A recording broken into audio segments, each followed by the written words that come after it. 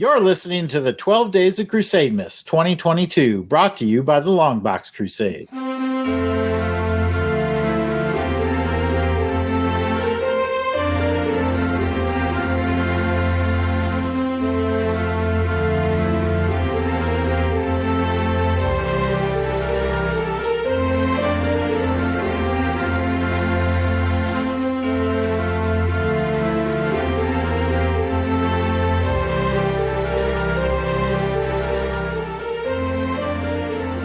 Trekkers trekking. Hello and welcome to the second day of the 12 Days of Crusademas for 2022, brought to you by the Longbox Crusade. The 12 Days of Crusademas is our gift to the podcast community to celebrate the holiday season. And we're celebrating this joyous season by sharing with you some comic book titles that may have gotten by you in the past. Each day of the 12 Days of Crusademas will bring you a hidden gem of a comic series, brought to you either by one of our holly jolly co-hosts or one of our podcast celebrity guests, until we get all the way to December 25th, the big day, Christmas Day. And I'm your host for this second day of Crusademas, Jason Albrick, the Weasel Skull.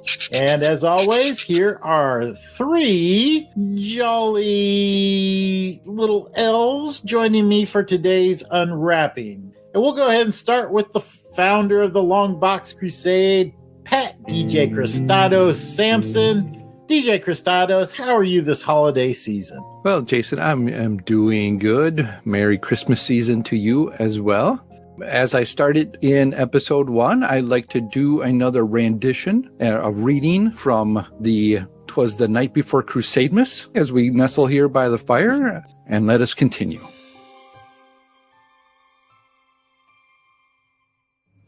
The LBC crew were nestled all snug in their beds, while visions of bits and bits danced in their heads. And MJ in her kerchief and Sean in his terry cloth onesie and cap had just finished their drinks and got ready for a long winter's nap. More to continue on the next episode. Oh, liking it so far? Liking where it's going. All right, well, let's continue around the horn here. Let's go right to my brother from my actual mother, my little brother, my good friend and co-host, Jared Albrick, a.k.a. Death Probe, sometimes known as the Yard Sale Artist. Jared, how are you this holiday season? Oh, I'm loving it. I'm really getting into Pat's "'Twas the Night Before Crusademas" readings. It's kind of entertaining, isn't it? I'm really proud of what he's done with that, and I'm excited to hear more. As usual, I'll bring bad Christmas jokes. Tonight's bad Christmas joke: what is the first thing that you learn when you go to elf school? I don't know the answer to the question, but I actually did attend an elf school when I was in Iceland. Just thought I'd throw that out there. And what did you learn? I learned that the country of Iceland has a lot of traditions going back to their pagan rituals. They really do believe in rock trolls and elves and other creatures, and it's very interesting. But anyway, what was the answer to your question, Jared? Well, the answer is they learn the alphabet. The alphabet. The alphabet. All right. Back to my story about jackholes. All right. And finishing out the crew, we have my good friend Delvin the Dark Web Williams. Delvin, how are you this holiday season? I'm okay. I'll be even better once I shoot my router and get a new one. It's gonna be that new Christmas song that you may not have heard yet. Router got ran over by a reindeer. Oh, goodness. Well, maybe you'll get one for Christmas there, Delvin. Normally, it's just us four, but this is Crusademas time, so we always bring a guest. And this episode, we're bringing Aaron Henley to join us today around this fireplace. Welcome, Aaron. Hello, hello. I've got my little Snuggie. I've got my cocoa. This is such a... Wait a second. I should have brought the candy canes. I knew it. That's all right. We keep spares. Mary Jane, why don't you bring us in some extra candy canes? I'm coming, baby. Here I come. Pat. Yeah, Mary Jane. Did you think all of those Christmas lights that I gave you last time? Mm-hmm. Yep. Got them up. Yep. I'm a little ahead of times this time, Mary Jane, so. Okay. I only asked because I do not see a Christmas tree in the corner over there. You know we have to have a Christmas tree. Now, come on, man. Hurry up. Get the tree out of the basement, bring it upstairs, and set up the Christmas tree. I want that done by next time, baby. You got it? Okay, yep. I'll talk to Clinton. Here's the candy. Wait a minute.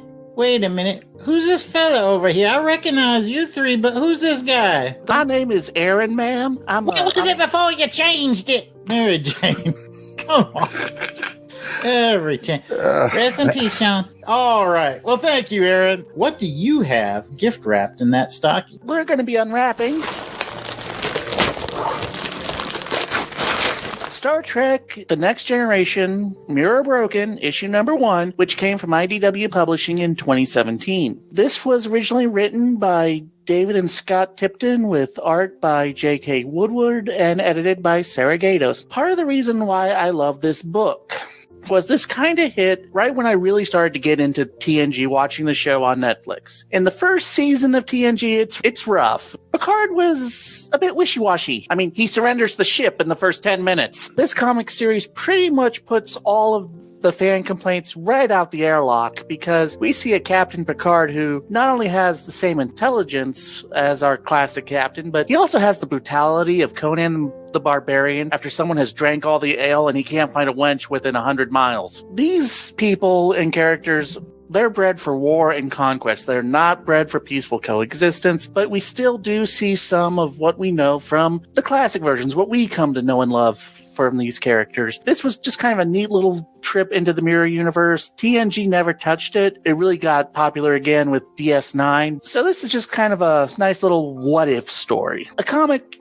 again, is nothing without the art, and this is beautiful art. Every panel, it's painting type style, and each panel has rich detail. The characters are recognizable, but they're not photo referenced. Before I really get going into the summary, have any of you ever read a Star Trek comic before? And I'll start off with Jared. I have read some Star Trek comics before. I was really shocked to find out how good the 80s DC run was. I passed on those back in the early to mid 80s, and I picked up some of those recently, and I was like, wow, these are really good. And then jump forward to the mid 90s, I've read a couple of Deep Space Nine comics, but after that, not much. So this IDW run and this take on Next Generation / Mirror Universe thing, pretty cool and unique. So I've read a fair amount of Star Trek, but not this specific Star Trek. Jason?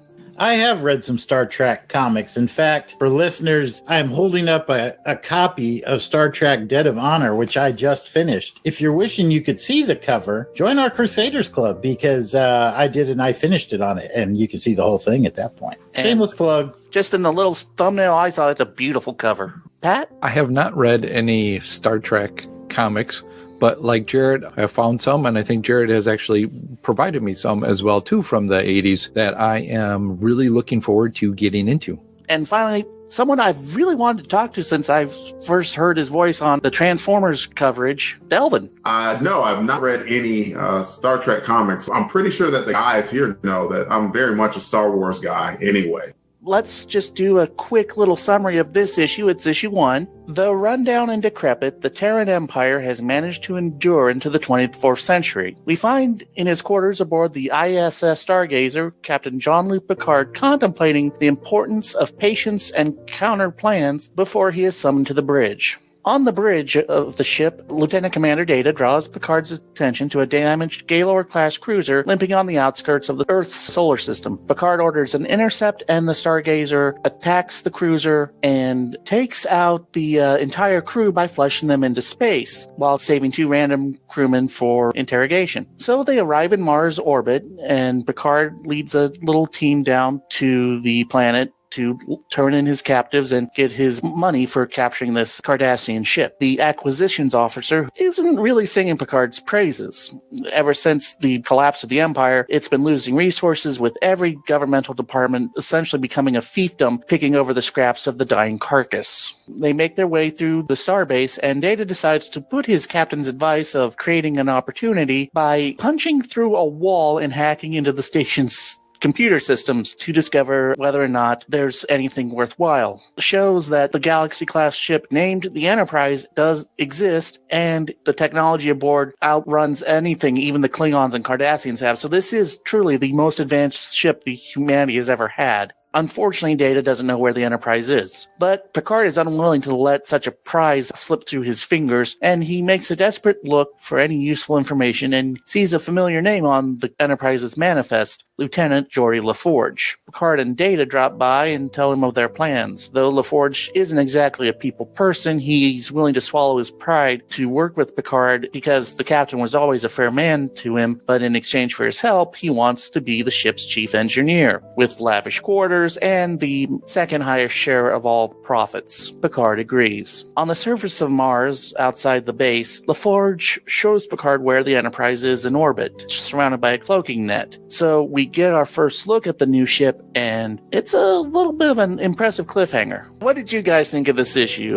Pat? I did like it. I thought it was just like watching an episode of Star Trek. I've been lately going through all the episodes of Enterprise and been enjoying it, and sometimes catching the Next Generation as well too on Pluto, because they just have that thing streaming. So I've been watching some of those episodes as well too. So I thought this was a very good take on it. I didn't know that they never went to the mirror universe for Next Generation. So very interesting. I really like how they got their guns out in this one. You should read the next issue. It's even more impressive.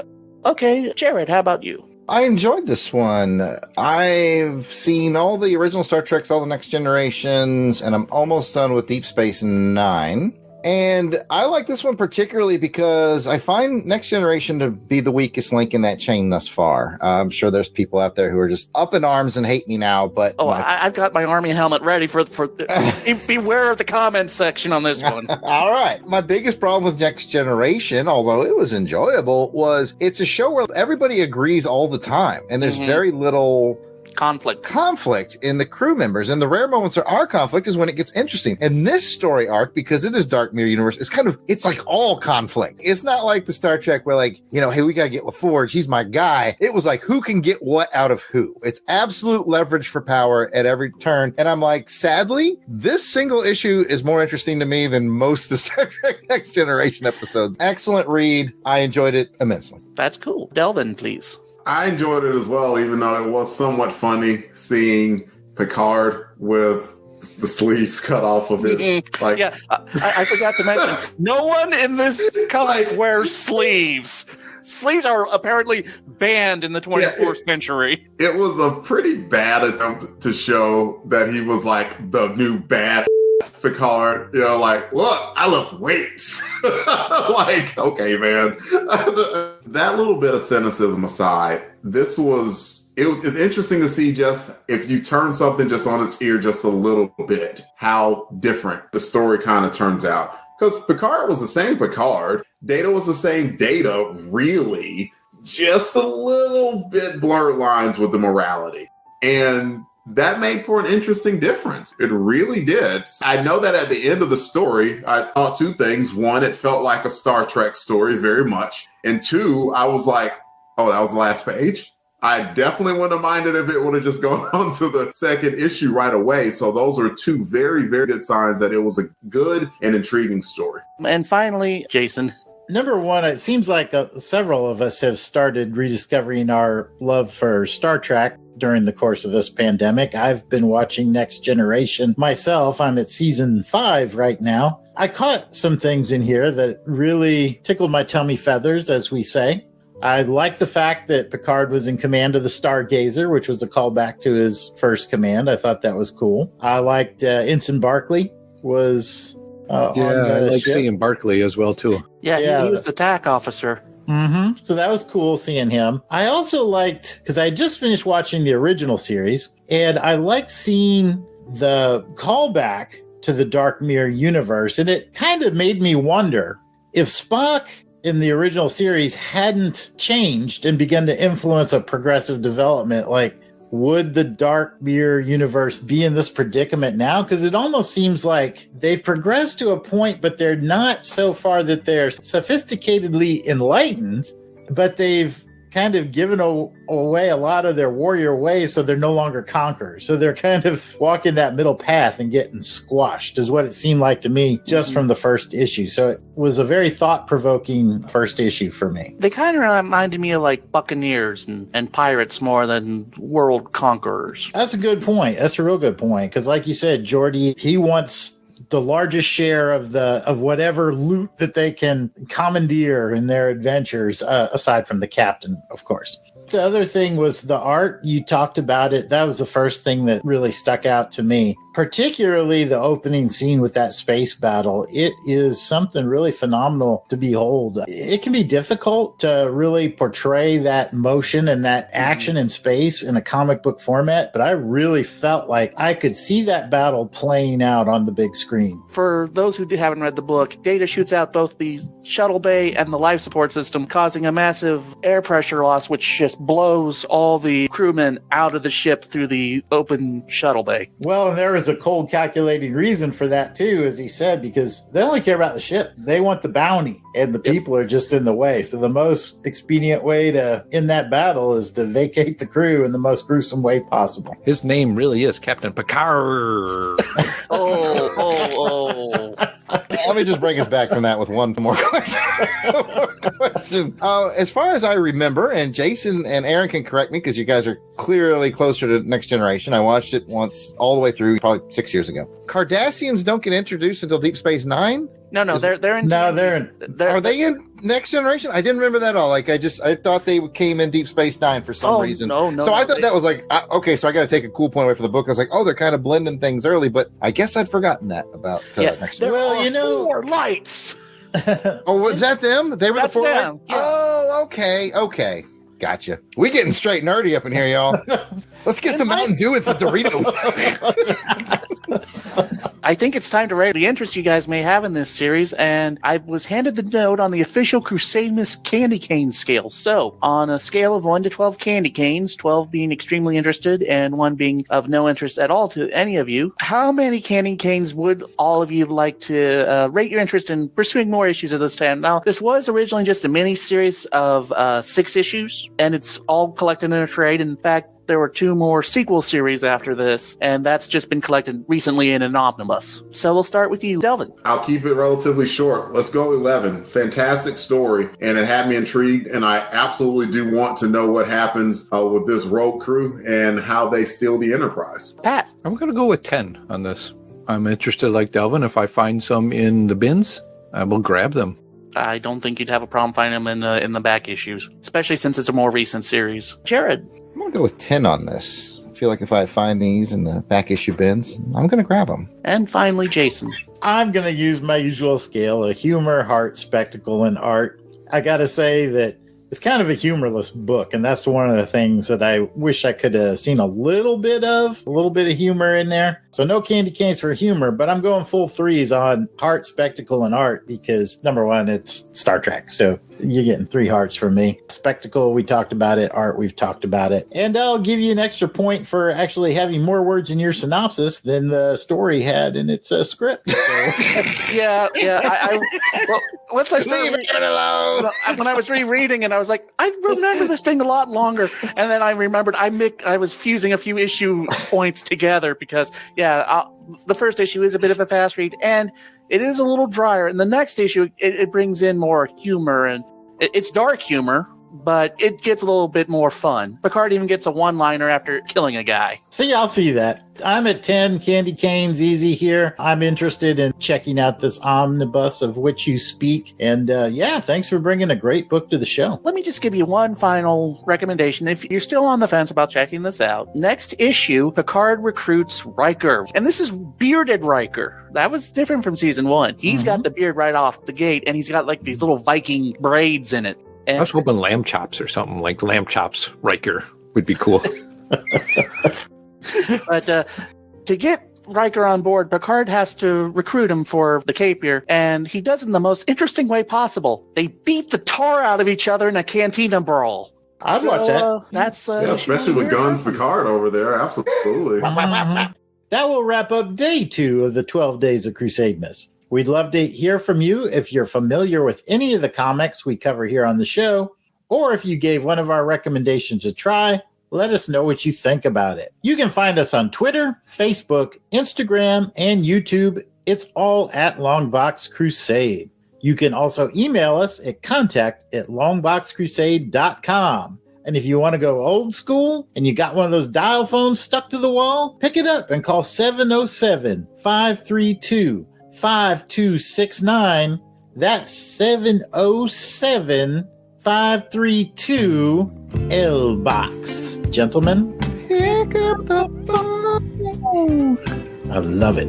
And if you're loving Crusademas and didn't get a chance to listen last year or just want to hear more Crusademas, if you scroll far enough back on our feed, you can find all the episodes from Christmas past. All right, moonwalk it with me. 2021, check. 2020, check. 2019, check. 2018, check. 2017, check. 2016. I was looking to see if you were paying attention because we started in 2017. But no 2016. That's I leave to him. I think I'm supposed to wrap this all up and put a little bow on it. Everyone, thank you all for listening to some strange guy stopping by. I appreciate the invite, guys. It was fun hanging out with you guys, talking a little Trek. And everyone, be sure to come back tomorrow to find out what the next gift is under the tree. I tried shaking it and looking at it, but it's lead lined. I couldn't get through it. So I'm looking forward to finding out what it is with you guys. Until next time, DJ, play one of my jams, buddy. Wiggity, wiggity, wiggity, wiggity, whack.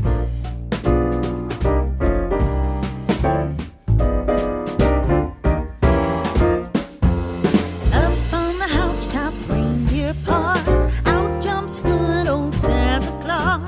Down through the chimney with lots of toys. All for the little ones' Christmas joys.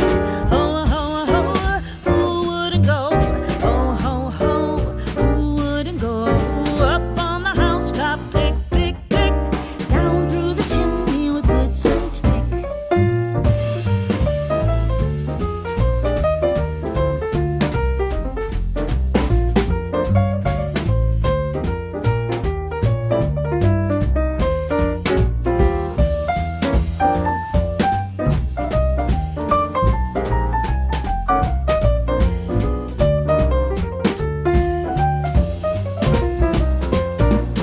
Up on the housetop, reindeer paws. Out jumps good old Santa Claus. Down through the chimney with lots of toys. All for the little ones' Christmas joys. Ho, ho, ho, who wouldn't go? Ho, ho, ho, who wouldn't go? Up on the housetop, click, click, click. Down through the chimney with good Saint Nick. All songs, song clips, and characters discussed are copyright of their respective copyright holders, and no infringement is intended. We are just fans that like to share our love of comics. Outtakes. All right, well, let's continue around the horn here. Let's go to my brother from another mother, Delvin, the Dark Web Williams. Delvin, how are you this holiday season? He's dropped out. He's rebooting his computer. Internet was acting fine, by the way, the entire day. It came time here. I was like, I'm going to prepare. I'm going to reset everything. It's still. Also, if I had read the script a little bit closer, I would have understood what the whole point of Two Trekkers Trekking was. Because I was like, I don't know any Star Trek songs. Well, you can do another take on Two Trekkers Checking and not make up your own song this time if you want. Yeah, just sing it right here. I can cut it out. Here's an edit. Two Trekkers trekking across the universe. All right, got it. Now, you do realize this is sung to the tune of the 12 Days of Christmas. So you need to give me some detailed script notes. There's only 60 other episodes you could have listened to. So what you're going to want to go with is Two Trekkers Trekking. Oh, that makes more sense now. And no offense here, but 60 out of 60 have gotten it first try. I'll leave Aaron alone. Okay. I'll leave Aaron alone. Okay. Go for it, Aaron. Two Trekkers trekking and a long box in the crusade.